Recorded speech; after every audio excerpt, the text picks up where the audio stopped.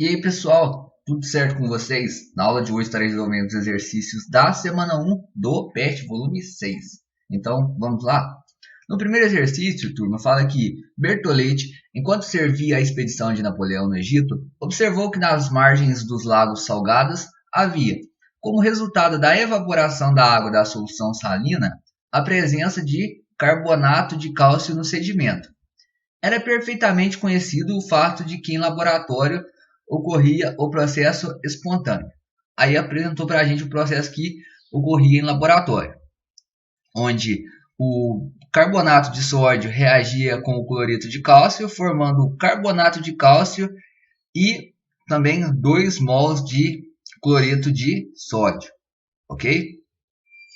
Aí depois diz que a explicação que surgiu para a ocorrência do processo inverso foi de que a inversão era causada, aí na letra A, pela presença de catalisadores não conhecidos no lago, turma. Não, né, turma?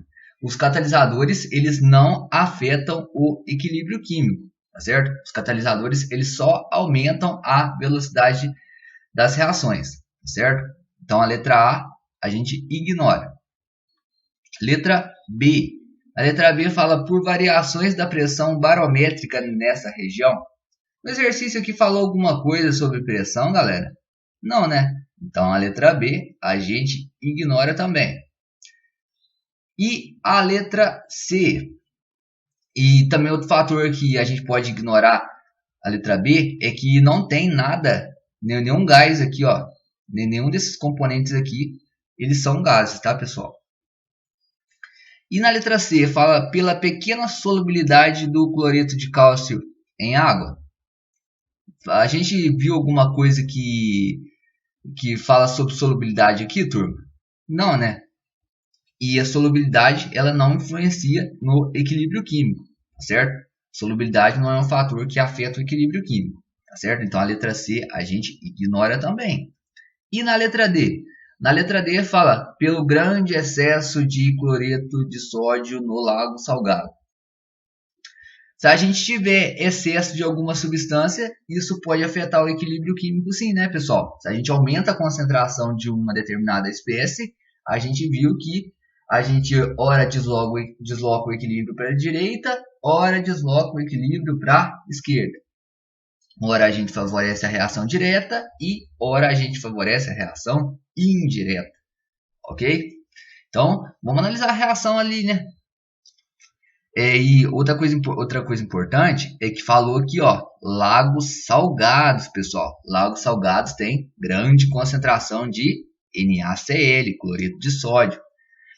Então, turma, se a gente aumentar a concentração do cloreto de sódio aqui, o que acontece com o equilíbrio? A gente vai ter o deslocamento do equilíbrio para a esquerda, concorda comigo? A gente vai ter o favorecimento da reação inversa. Por que, professor? Por que vai ter o favorecimento da reação inversa? Isso vai acontecer, turma, porque no equilíbrio, quando a gente aumenta a concentração de alguma determinada espécie, o sistema ele vai tentar consumir esse excesso. Então, a forma de consumir esse excesso de NaCl aqui vai ser deslocando o equilíbrio no sentido da reação inversa, que é a reação para a esquerda, certo? Então, a letra D ela está correta, turma. Ok? Concorda comigo? E na letra E fala que a reação inversa ela acontecia pelas diminuições drásticas da temperatura durante a noite. Então, turma, se a gente tem variação de temperatura, a gente precisa estar pensando em reações exotérmicas e em reações endotérmicas. Primeiramente, vamos recordar como que ocorrem as reações exotérmicas e quando que ocorrem as reações endotérmicas, turma? As reações endotérmicas, elas acontecem quando a gente fornece calor para o sistema, tá certo? E as reações exotérmicas, elas ocorrem quando o sistema ele tem diminuição de temperatura, tá certo? Então, vamos analisar a reação aqui. Aí apresentou para a gente essa reação e falou que esse processo é espontâneo, turma. Vocês lembram lá quando a gente estava estudando reação exotérmica, a gente viu que as reações exotérmicas elas são espontâneas, que a gente só precisa fornecer uma energia mínima ali, que a reação química ela já ocorre. Então se falou que esse processo aqui ele é espontâneo, essa reação aqui, para a formação de carbonato de sódio, carbonato de cálcio e cloreto de sódio, vai ter um ΔH maior que zero, tá certo? Então essa reação aqui ela é exotérmica. Então a reação no sentido inverso ela vai ser endotérmica, tá certo? A reação no sentido inverso ela vai precisar absorver calor, ok? Então a letra E ela não faz sentido, turma, porque fala pelas diminuições drásticas da temperatura durante a noite, tá certo? Então durante a noite a gente não favorece a reação inversa. Por que a gente não favorece a reação inversa? Porque a reação inversa ela é endotérmica, ela precisa que se forneça calor para o sistema para ela ocorrer, não que se reduza o calor, certo? Como ocorre durante a noite. Então a letra E ela está incorreta. Então a única alternativa correta para a questão 1 é de fato a letra D. Questão 2. Na questão 2 fala que a reação da fotossíntese é 6 mols de CO2 gasoso mais 6 mols de água líquida produzem glicose sólida mais 6 mols de O2. A entalpia dessa reação ela é positiva, que tem o valor de mais 2.802 kJ, ok? Então é uma reação endotérmica, ΔH positivo, reação endotérmica. Assumindo que a reação está no equilíbrio e que a célula vegetal é um sistema isolado, ou seja, um sistema que não troca calor nem matéria com a vizinhança, o que é correto afirmar? Na letra A fala que quando a pressão parcial de O2 é aumentada, o equilíbrio se desloca na direção da formação dos produtos. Se a gente aumentar a pressão, turma, do CO, então o que acontece com o volume? O volume ele precisa diminuir, tá certo? Então a gente precisa analisar aqueles fatores lá que a gente viu que influencia na pressão. A gente ignora aquelas substâncias que estão no estado líquido e no estado sólido. Então a gente ignora a água e a glicose, tá certo? Então a gente fica com 6 mols de CO2 para formar 6 mols de O2, tá certo? Então vocês estão vendo que não tem variação de volume, porque a gente tem 6 mols para formar 6 mols de outro gás, ok? Então, a letra A ela está incorreta. E na letra B? Na letra B fala que quando se aumenta a temperatura, o equilíbrio se desloca no sentido da formação dos produtos. Então, turma, a gente está vendo aqui que a reação ela é endotérmica. A reação endotérmica ela acontece quando a gente tem fornecimento de calor para o sistema. Se a gente aumenta a temperatura desse sistema, a gente aumenta o calor, ok? Então, a gente vai sim favorecer a reação direta, tá certo? Porque a reação direta ela é endotérmica e a reação inversa, como representou a setinha aqui, ela vai ser exotérmica, ok? Então, a letra B ela está correta sim, porque quando a gente aumenta a temperatura, a gente desloca o equilíbrio no sentido de formação dos produtos, porque a gente está favorecendo a reação endotérmica, porque a reação endotérmica ela precisa que tenha fornecimento de calor para o sistema. E se a gente aumenta a quantidade de calor, a gente favorece que essa reação ocorra. Letra C. Quando se remove um pouco de glicose, o equilíbrio se desloca no sentido de formação dos reagentes. Turma, se a gente tirar a glicose aqui, o que o sistema vai fazer? Ele vai tentar repor essa glicose que a gente tirou, né? Então, ele vai consumir reagente. tá certo? Então ele vai favorecer, vai ter um deslocamento do equilíbrio no sentido da reação direta, tá certo? Um deslocamento do equilíbrio para a direita, ok? Então aqui fala que desloca o equilíbrio no sentido de formação dos reagentes? Não, né? Vai ser deslocamento no sentido de formação de produtos. E na letra D? Na letra D fala que quando a pressão atmosférica aumenta, o equilíbrio se desloca no sentido de formação dos produtos. A gente viu que a pressão ela não tem efeito sobre o sistema, porque os volumes de gases não se alteram durante a reação química. Ó. Vai ter 6 mols de CO2 para formar 6 mols de O2, tá certo? Então o volume ele é igual. Então a letra D também está incorreta.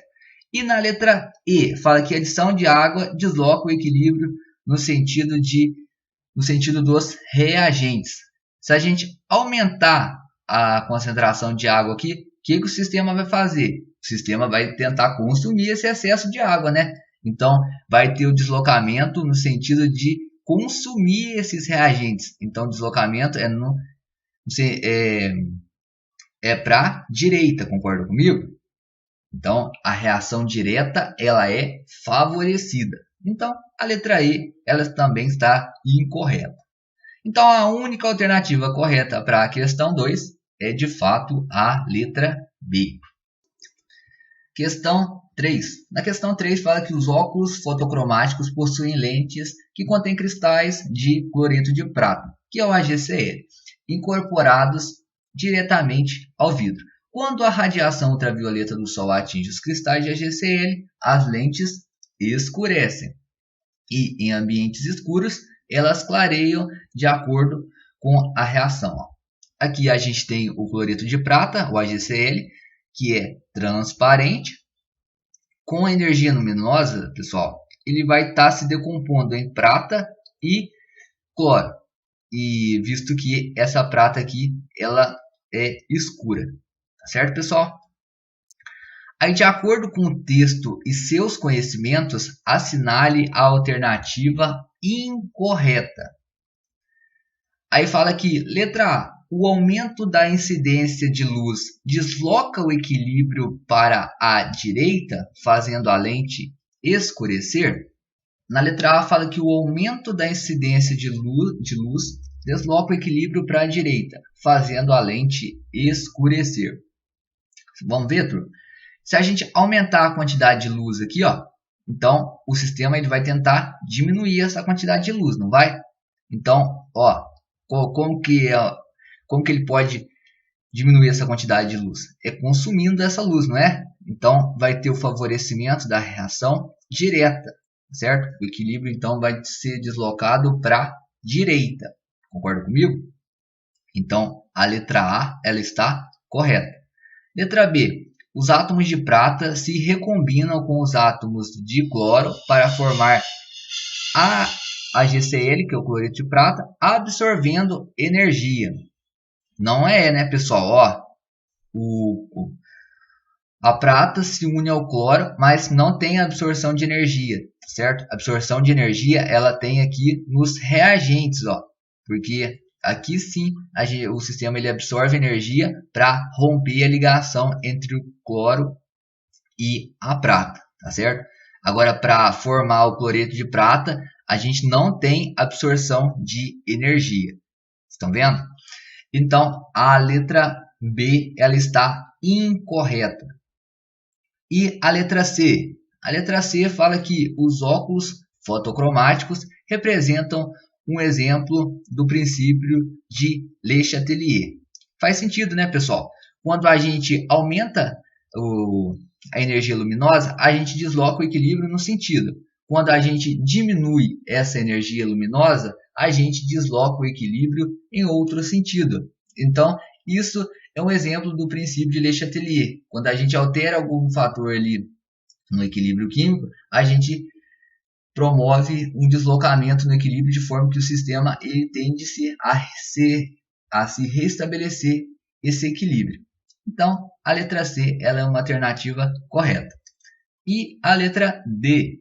Em ambientes escuros, a maior produção de cloreto de prata, clareando as lentes dos óculos. Em sistemas escuros, pessoal, a energia luminosa ela é muito baixa, tá certo? Então a gente tem uma diminuição nesse fator aqui. Então vocês concordam comigo que a reação inversa vai ser favorecida? Quando a gente tem muita energia luminosa, a gente favorece a reação direta. Quando a gente tem pouca energia luminosa, a gente favorece a reação inversa, tá certo? Então, a letra D, ela está também correta.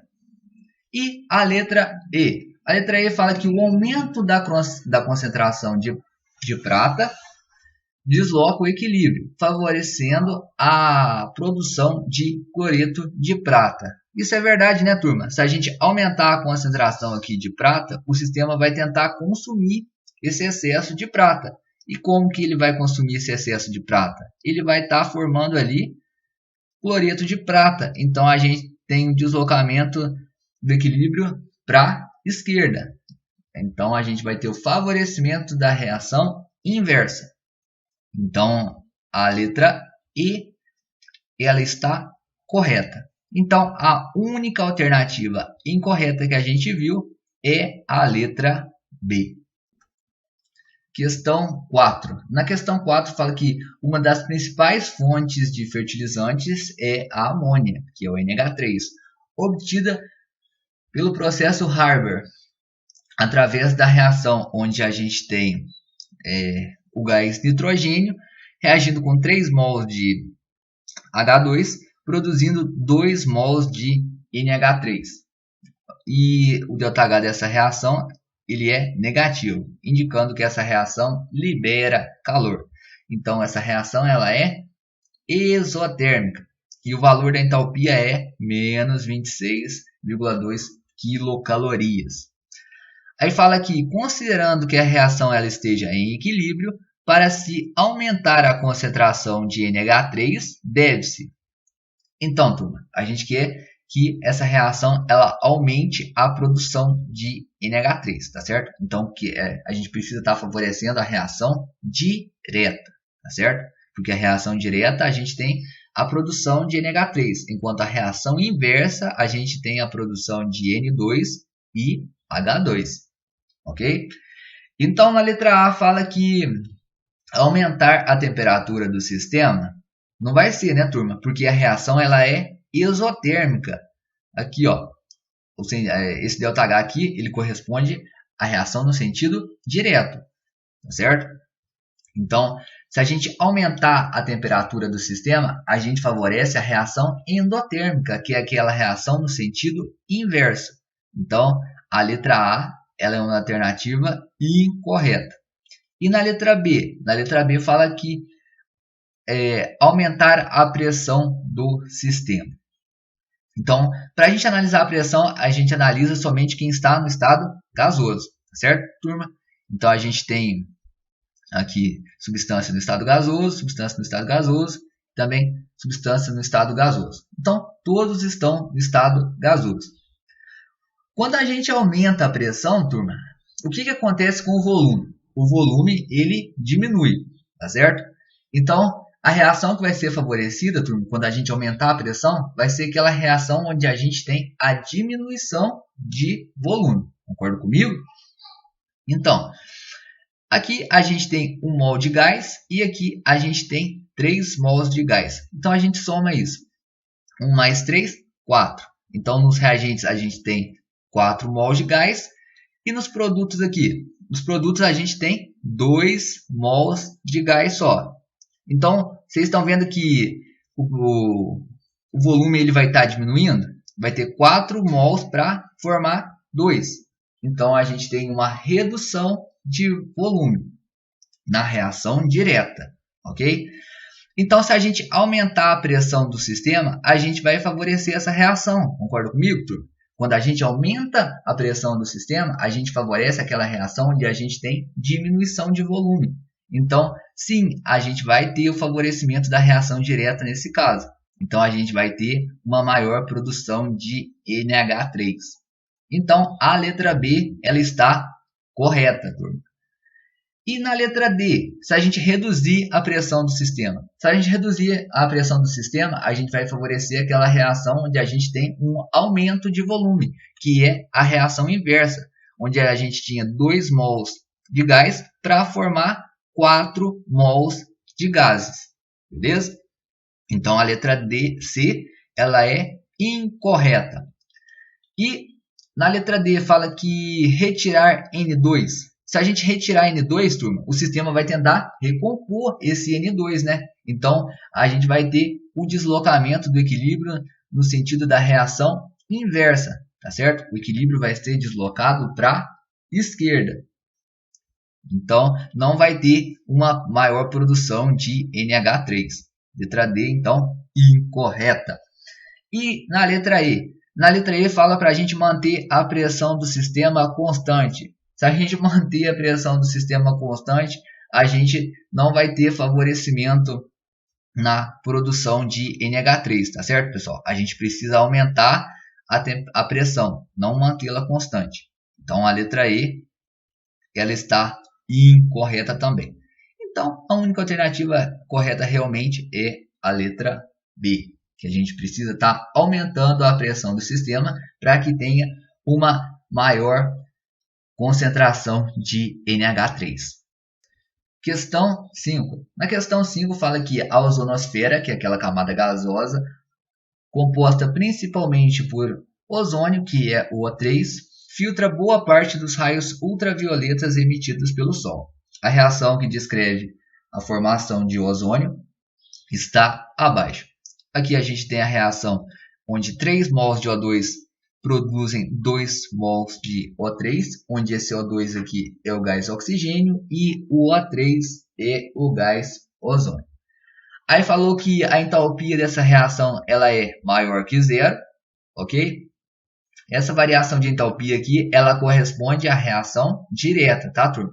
Então, a reação direta que tem o ΔH maior que zero, que tem a entalpia maior que zero, certo? Então, essa reação direta, ela é endotérmica, ok? ΔH maior que zero é característica de reação endotérmica. E ΔH menor que zero é característica de reação exotérmica. Aí fala o seguinte, sobre esse assunto, assinale a alternativa incorreta. Letra A reação para a formação de gás oxigênio é exotérmica. Se a reação no sentido direto, turma, tem o ΔH maior que zero, ela é endotérmica, a reação inversa, ela vai ter o ΔH contrário, ela vai ter o ΔH menor que zero. Concorda comigo? Então, para ter a formação de O2 ali, que é o gás oxigênio, a reação ela é de fato exotérmica, ok? Para a gente estar formando o O3, que é o ozônio, entalpia maior que zero, endotérmica. Então, para formar O2, a entalpia ela vai ser contrária, ela vai ter o valor contrário, certo? Então, a gente vai ter a liberação de energia, que é característica de reação exotérmica. Ok? Então, a letra A ela está correta. E na letra B? Na letra B fala que o aumento da temperatura favorece a formação de gás ozônio. A gente viu que a reação direta ela é endotérmica.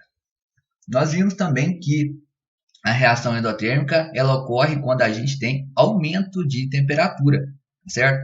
Então, se a gente aumentar a temperatura, a gente vai ter o favorecimento dessa reação aí, que vai ter a formação de ozônio, tá certo?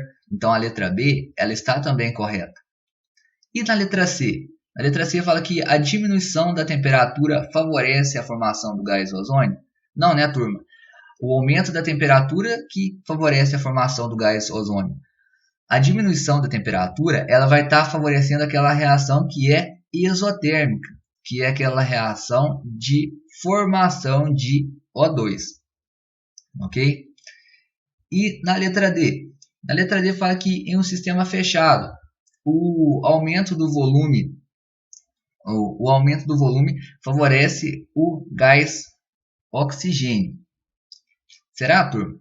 Vamos ver. Aqui a gente tem 3 mols de O2 para formar 2 mols de O3, tá certo? Então, para a gente aumentar o volume, a gente vai ter o favorecimento da reação de formação do O2, concorda comigo?